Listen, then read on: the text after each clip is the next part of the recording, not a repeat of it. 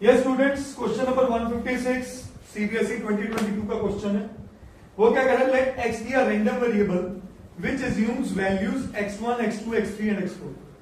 x जब भी random variable लिखना ट्राई करना है कैपिटल में लिखो, और ये जो है उस रैंडम वेरिएबल की कुछ पॉसिबल वैल्यूज है। इसको समझने के लिए हमने बहुत टाइम लगाया रैंडम वेरिएबल पे, जैसे कि getting the number of heads in 2 tosses.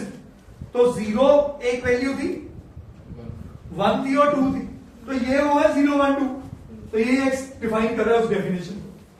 एक x जो है रैंडम वेरिएबल वो क्या क्या वैल्यूज ले सकता है, x1 x2 x3 and x4। Yes और such that twice probability of getting x1 is equal to thrice probability of getting x2 is equal to probability of x3 and is 5 times probability of x4। जब भी ऐसा question आए हमेशा उसको pick करो जिसका भी कोई मल्टीपल लगे, इससे सारे रिलेशन निकालो।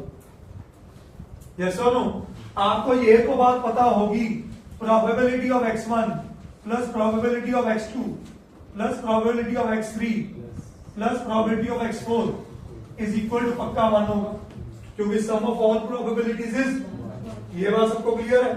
अब x3 की प्रोबेबिलिटी को अगर मैं मन में p ले लेता हूं, अब यहां से सारे रिलेशन बनाते हैं।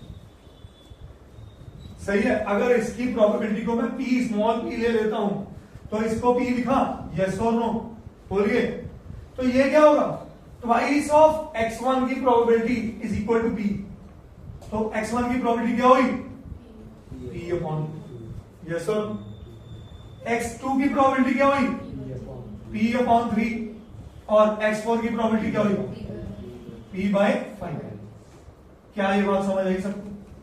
बोलिए। इन सबका एलसीएम क्या बना? हाँ जी 30 बना। तो यहां लिख दो 15p plus 10p plus 30p and plus 6p is equal to 1।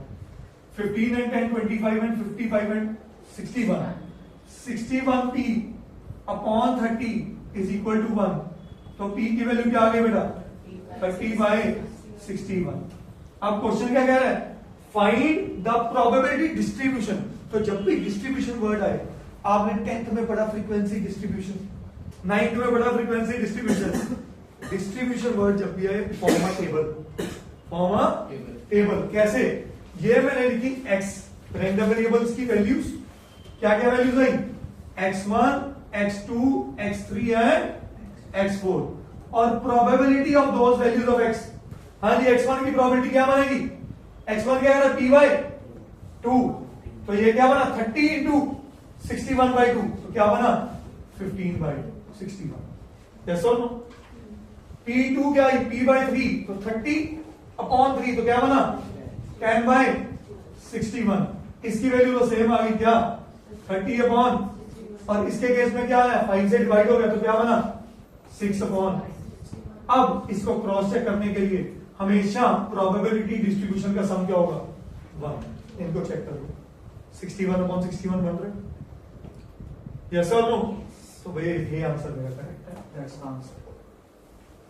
Understood? करिए।